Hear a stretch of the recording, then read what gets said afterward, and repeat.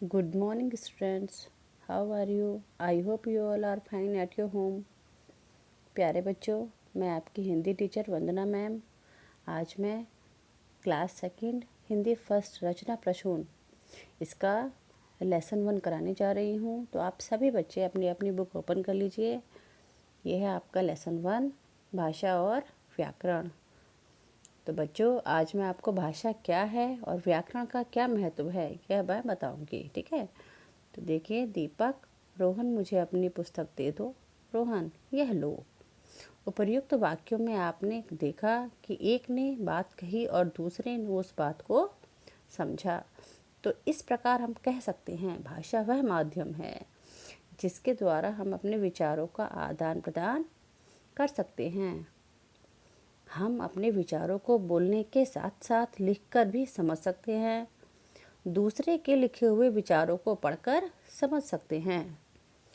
यहाँ पर भाषा के 3 रूप बताए गए हैं। नंबर 1 लिखित रूप, नंबर 2 मौखिक रूप और नंबर 3 सांकेतिक रूप।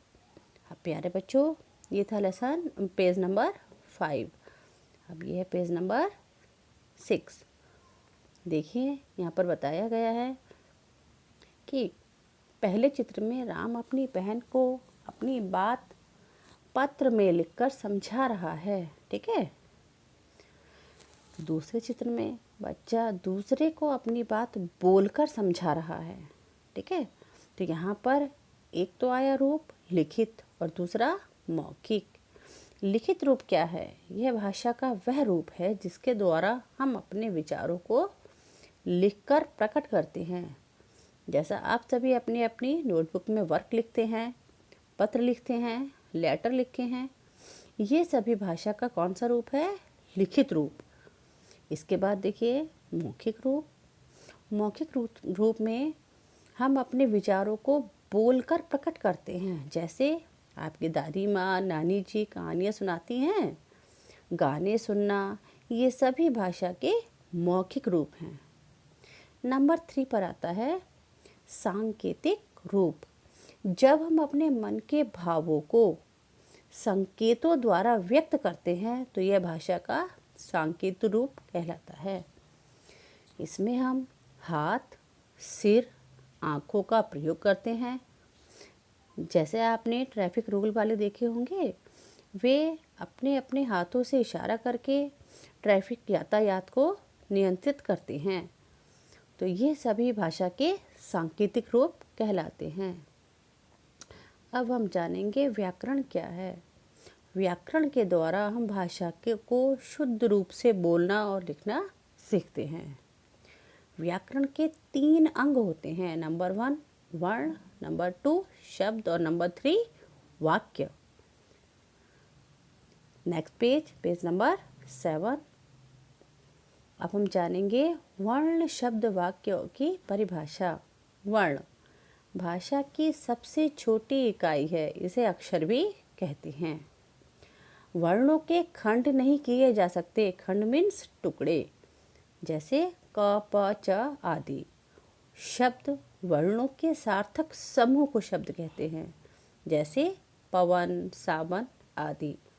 वाक्य शब्दों के सार्थक समूह को वाक्य कहते हैं, जैसे हम सब भारतवासी है, तुम क्या कर रहे हो, मेरा नाम वंदना है। लिपि भाषा को लिखने की विधि लिपि कहलाती है। हिंदी हमारी राष्ट्रभाषा व राजभाषा है। इसकी लिपि कौन सी है? देवनागरी। अंग्रेजी अंतर्राष्ट्रीय भाषा है जो हम विदेशों में यूज करते हैं। अंग्रेजी की लिपि कौन सी होती है बच्चों? रोमन। हिंदी भाषा को 14 सितंबर सन 1949 को संविधान के अनुसार राजभाषा स्वीकार किया गया। इसलिए प्रतिवर्ष 14 सितंबर को हिंदी दिवस मनाया जाता है।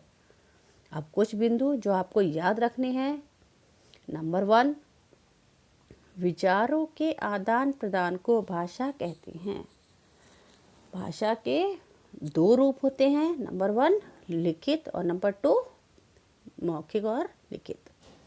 व्याकरण भाषा का शुद्ध प्रयोग सिखाता है। व्याकरण के 3 अंग होते हैं, वर्ण, शब्द, वाक्य। हिंदी हमारी राष्ट्रभाषा और राजभाषा है। तो बच्चों, आपने जाना भाषा और व्याकरण क्या है। अब देखिए एक्सरसाइज में नंबर 1 क्वेश्चन है, भाषा के कितने रूप होते हैं। तो भाषा के 2 रूप होते हैं। 2 सार्थक शब्द बताइए। तो यहाँ पर आप पवन, सड़क, अपना नाम कुछ भी लिख सकते हैं, परंतु उन शब्दों का मीनिंग होना चाहिए। जैसे मैंने यहाँ पर पवन और सड़क लिखा है। नेक्स्ट पेज, कहानी सुनना भाषा का कौन सा रूप है। तो आंसर होगा मौखिक। ठीक है, कहानी सुनना, कविता सुनना, गाने सुनना, ये भाषा का कौन सा रूप है, मौखिक। व्याकरण के कितने अंग हैं। तो व्याकरण के 3 अंग हैं, वर्ण, शब्द, वाक्य। एक वाक्य लिखिए। बेटा यहाँ पे मैंने राजा आया लिखा है, पर आप यहाँ कोई भी एक सेंटेंस लिख सकते हो। भारत की राजभाषा क्या है। तो जैसे आप सभी को पता है, हिंदी। नेक्स्ट क्वेश्चन नंबर 3, कोष्टक में से सही शब्द चुनकर रिक्त स्थान भरिए। नंबर 1, कहानी सुनना भाषा का कौन सा रूप है, मौखिक या लिखित। तो मौखिक रूप। 14 सितंबर को डैश दिवस मनाया जाता है। तो हिंदी, ना कि इंग्लिश। व्याकरण के मुख्य अंग हैं कितने, 3। वर्ण को भी कहते हैं, क्या कहते हैं, अक्षर। तो यहाँ पर आपका फिलिंग द ब्लैंक्स कंप्लीट हो गया। रिक्त स्थान के बाद आता है बहुविकल्पीय प्रश्न।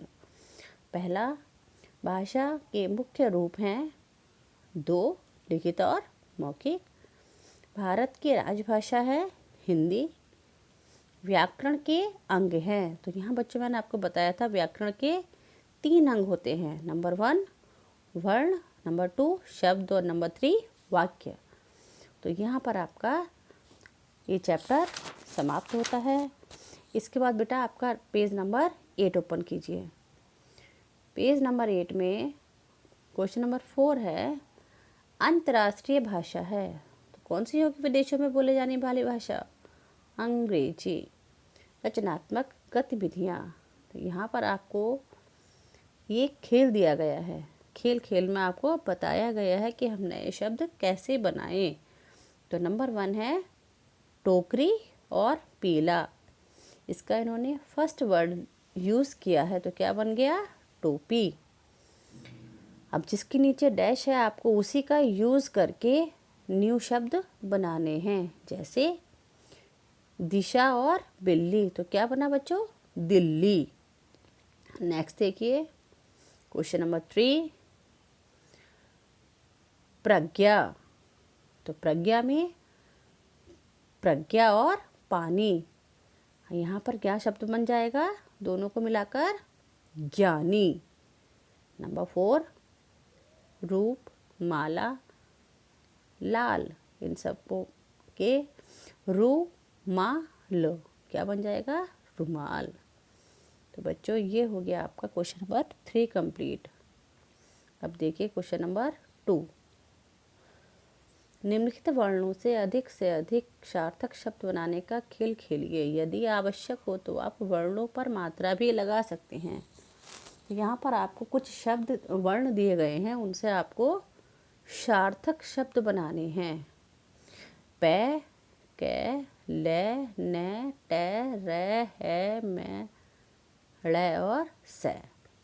तो आप सभी को इनकी सहायता से शब्द बनाने हैं, जैसे मैंने बना रखे हैं।